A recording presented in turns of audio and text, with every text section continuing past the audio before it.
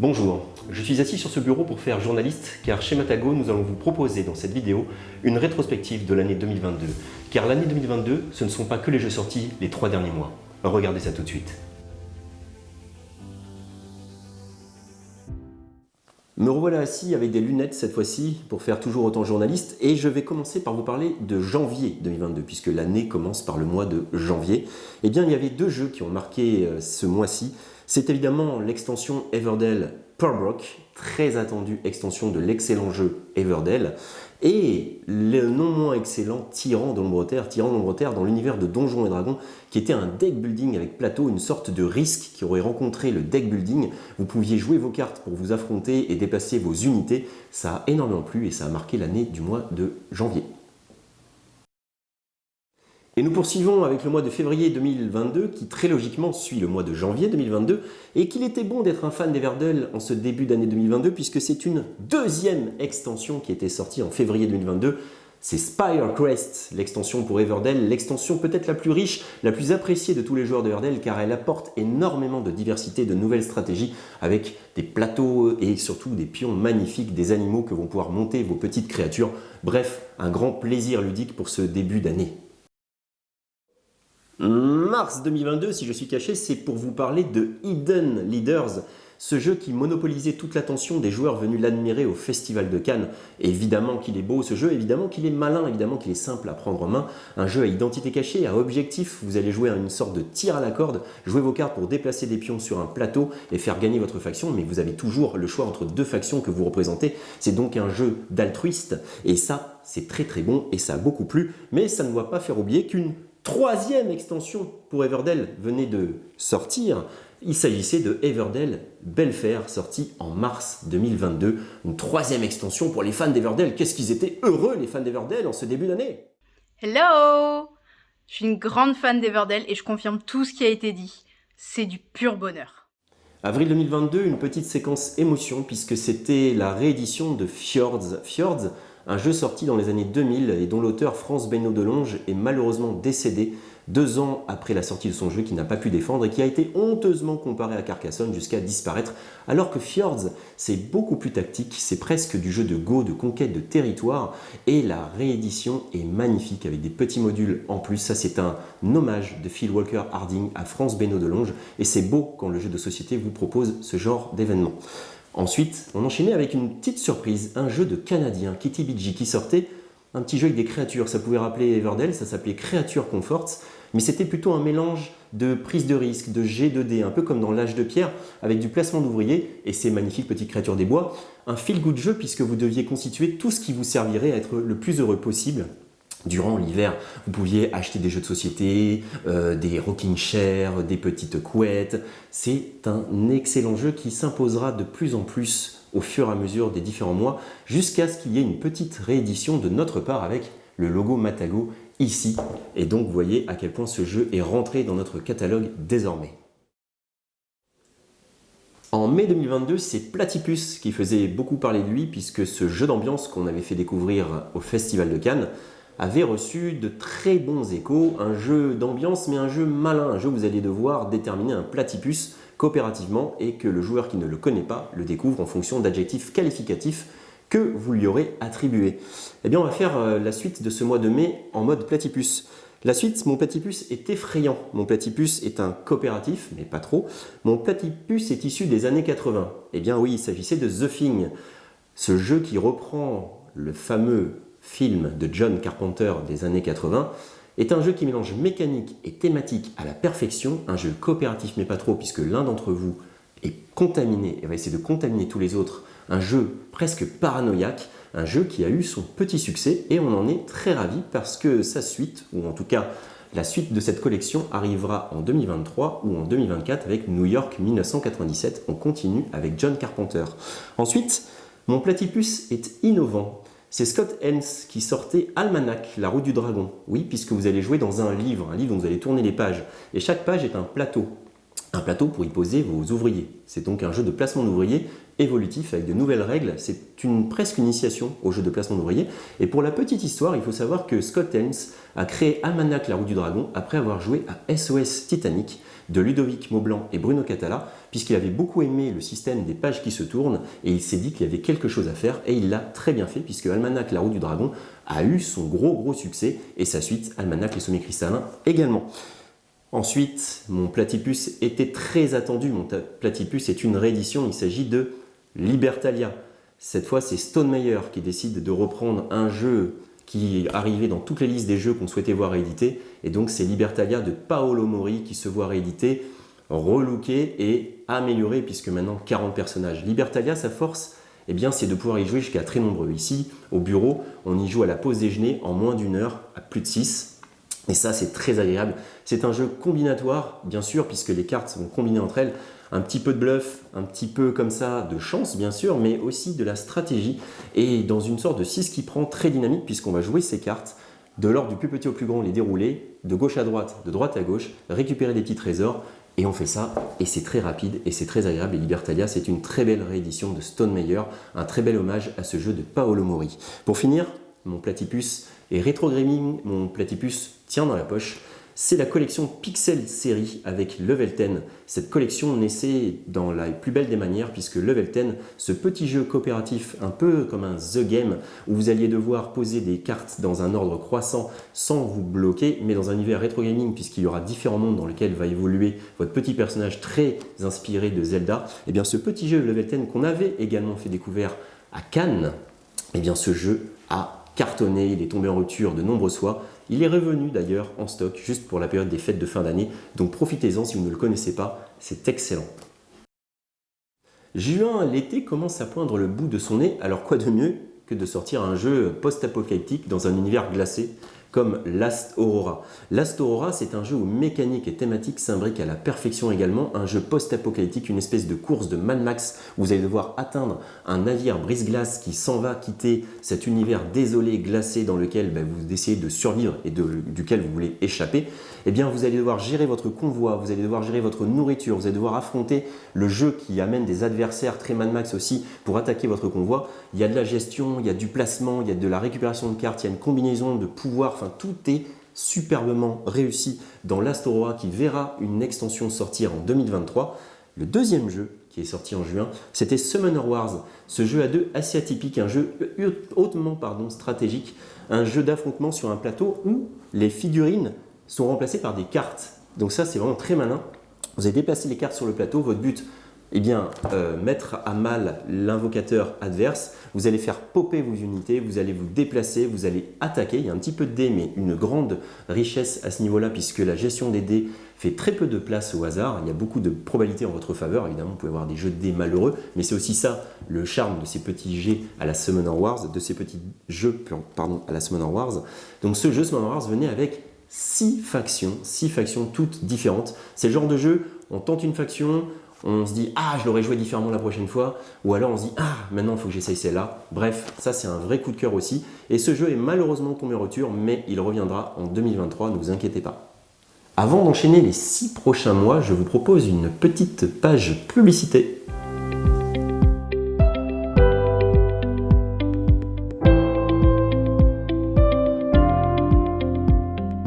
Si vous avez deviné de quel jeu nous venons de faire la publicité, eh bien un petit commentaire en bas de cette vidéo et tirage au sort pour gagner une boîte quand le jeu sera disponible. Le mois de juillet maintenant, juillet 2022, il commence à faire chaud et c'est bien parce que les microgames arrivent et ce sont ce genre de jeux qu'on a envie de transporter avec soi quand on est en vacances, ces petits jeux qui tiennent dans la poche. C'était la réédition des anciens microgames dans le nouveau look que nous leur avons apporté avec un code couleur correspondant aux différentes manières de les jouer. Et c'était également les nouveaux, ceux qui n'étaient pas encore sortis, comme la crypte des Sedlec, l'excellent La crypte des Sedlec, et le non moins excellent Île des Prédateurs de Scott Helms, un jeu solo qui a acquis beaucoup de notoriété ces derniers temps, jusqu'à tomber en rupture lui aussi, mais il est revenu au moment où vous regardez cette vidéo. L'île des Prédateurs, donc, la crypte de Sedlec, ainsi que tous les autres, portaient à 9 les microgames disponibles au mois de juillet 2022. Ces petits jeux qu'on pouvait transporter partout avec soi en vacances étaient les bienvenus. En août, nous continuions de penser aux joueurs solo qui s'étaient bien amusés avec l'île des prédateurs et nous leur proposions One Card Dungeon. One Card Dungeon, c'était le deuxième jeu issu de la Pixel série. Vous vous souvenez, Level 10 était le premier. Et One Card Dungeon, c'est un solo assez extraordinaire puisqu'il se joue avec une seule carte, une carte que vous allez tourner, retourner, faire pivoter afin de représenter les différents niveaux de votre donjon dans lesquels vous allez faire avancer votre aventurier représenté par des dés qui va devoir affronter différents monstres représentés eux aussi par des dés. Beaucoup de choix. Un peu d'équipement, un peu de calcul de points de vie, de la probabilité également. Beaucoup de choix donc dans ce jeu One Card Dungeon qui a eu son vrai succès également. Et un autre jeu, un jeu de roll and write, peut-être plus pour experts, qui s'appelle Riverside.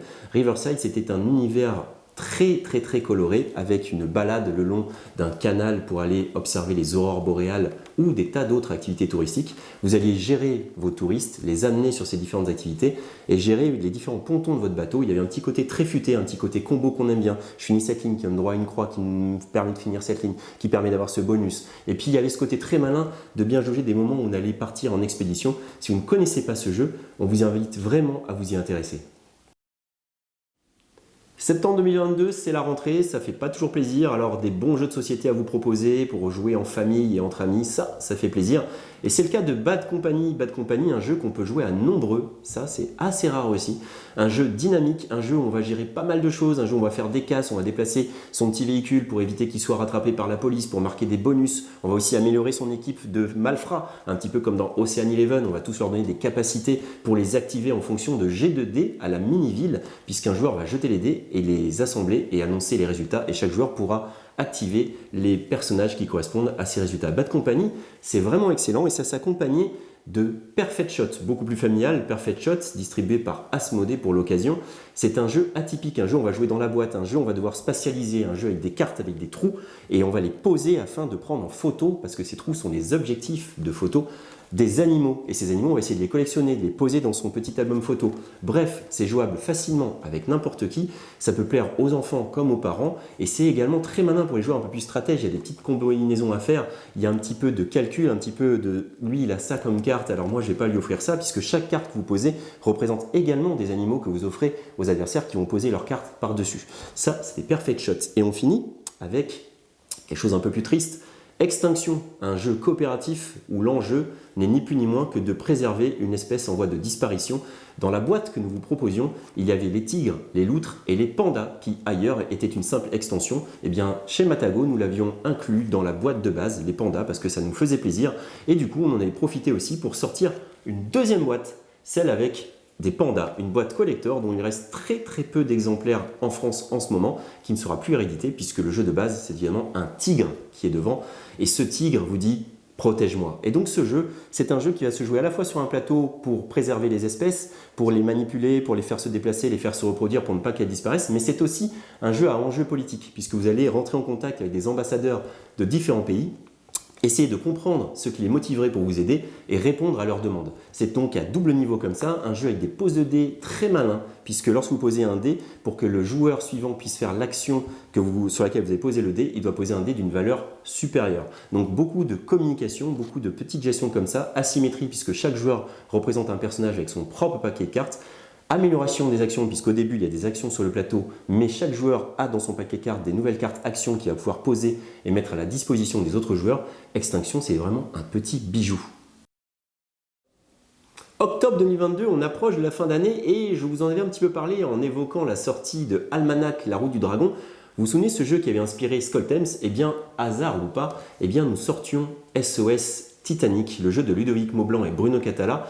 Nous l'avions relooké, bien évidemment, retravaillé, et c'est toujours un aussi bon jeu solo, coopératif, dans lequel vous allez essayer de sauver les passagers du Titanic, avec la grande originalité, c'est-à-dire ce jeu dont les pages se tournent au fur et à mesure, représentant le bateau qui petit à petit s'enfonce de plus en plus profondément dans les eaux, et qui également laisse de moins en moins de place aux différentes colonnes de cartes, car oui, SOS Titanic, c'est une espèce de revisite de la réussite, avec un effet combo de cartes, de pouvoir, comme ça le faire Ludovic Maublanc et Bruno Catala, et c'était également un jeu très attendu, une réédition très attendue, un jeu à l'origine sorti chez les Ludonautes que nous saluons au passage. Ensuite, on avait de l'ambiance, de la folie, Decino Presto. Decino Presto, c'est un jeu qui s'explique en 1 minute 30, qui se joue immédiatement, un jeu de dessin. Il n'y en a pas beaucoup des aussi marquants ces derniers temps. Et bien celui-là Dans tous les festivals où on l'a fait jouer, il a eu un succès incroyable.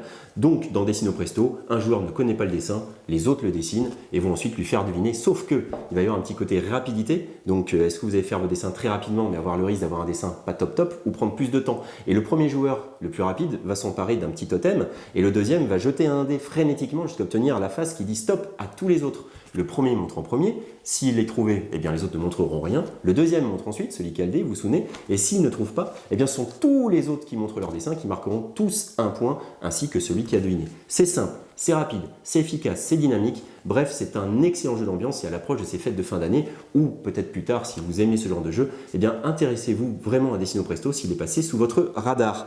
On finit avec la grande sortie Matagot, le jeu Peter Pan, ou plutôt Peter et les enfants perdus, à cause d'avocats de Walt Disney. Eh bien Peter et les enfants perdus, maintenant c'est dans l'univers du célèbre aventurier de Walt Disney, dans l'île perdue avec les enfants. C'est un jeu coopératif, c'est un jeu original dans lequel vous allez dessiner sur le plateau pour tracer votre chemin, pour trouver des enfants perdus en vous donnant des indices via des cartes, des indices qui donneront des distances et aussi des lieux pour vous dire attention, mon enfant perdu se trouve à tant de distance et il n'est pas du tout vers le bateau ou il est complètement vers le champignon. Et c'est là que tout le travail de Jérémy Fleury rentre en mission sur ce jeu puisqu'il en fait le succès car le plateau est à la fois plein de détails mais également très lisible.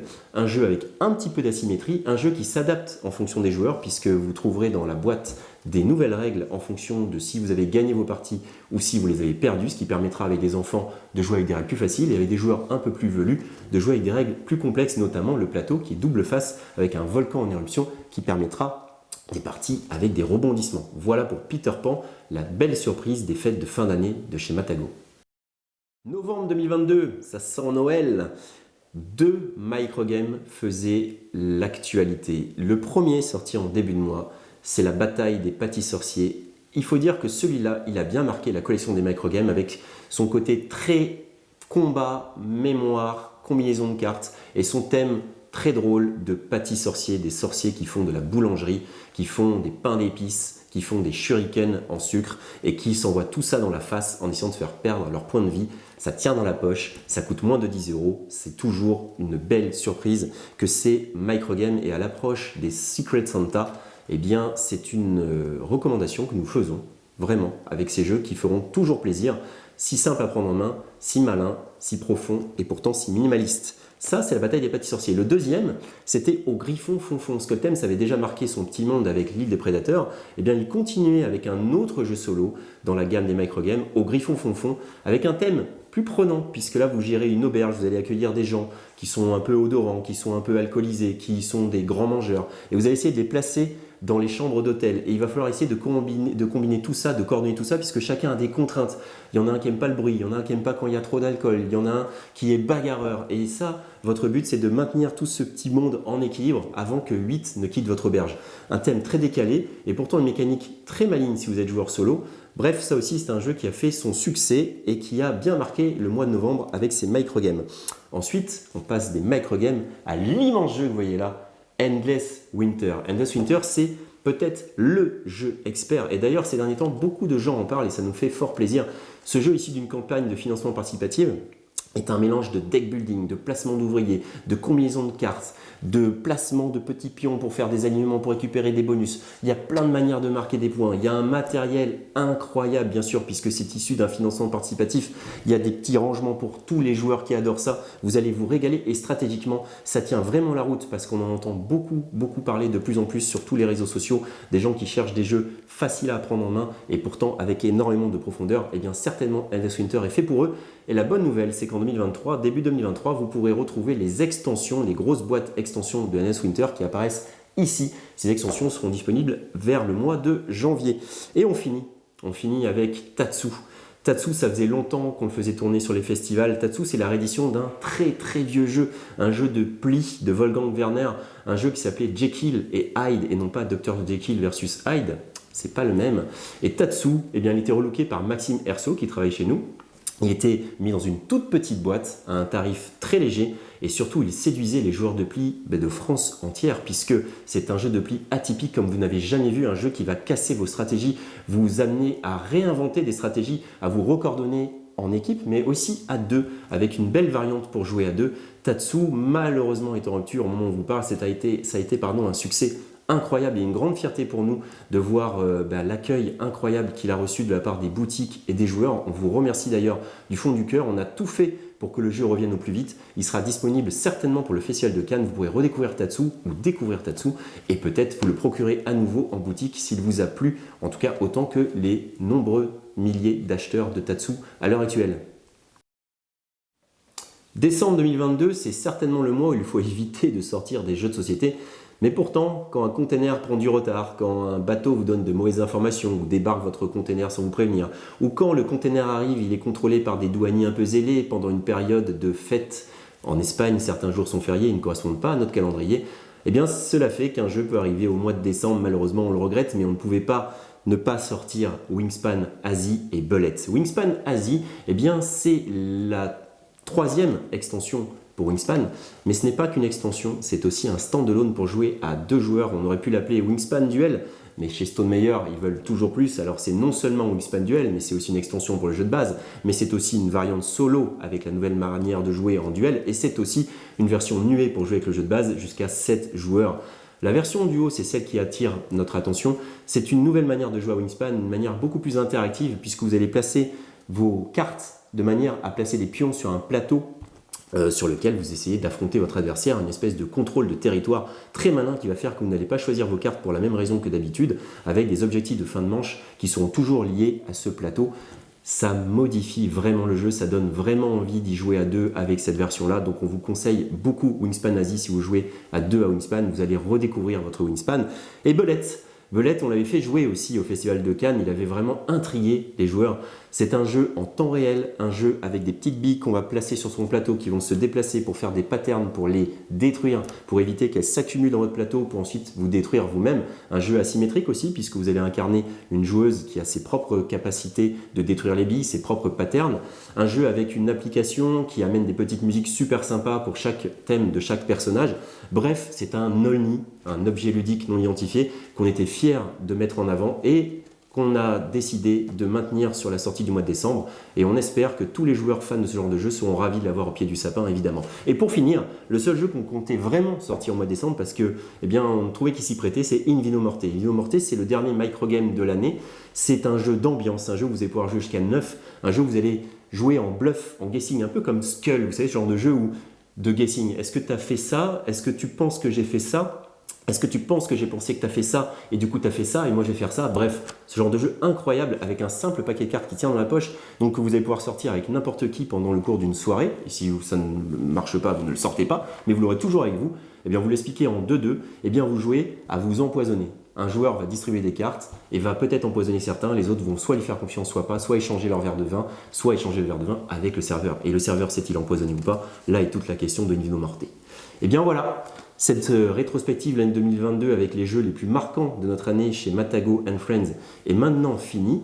On vous donne rendez-vous évidemment en 2023 avec de très beaux projets, une vidéo pour vous montrer tout ça très rapidement, mais vous verrez qu'il y aura de très très belles choses et on se retrouvera sur la chaîne YouTube évidemment pour le Flash Info Matago du mois comme d'habitude et les recos de Matago qui continueront. Merci à vous de votre soutien, d'aimer, de partager, de vous abonner. Passez de très belles fêtes et à l'année prochaine.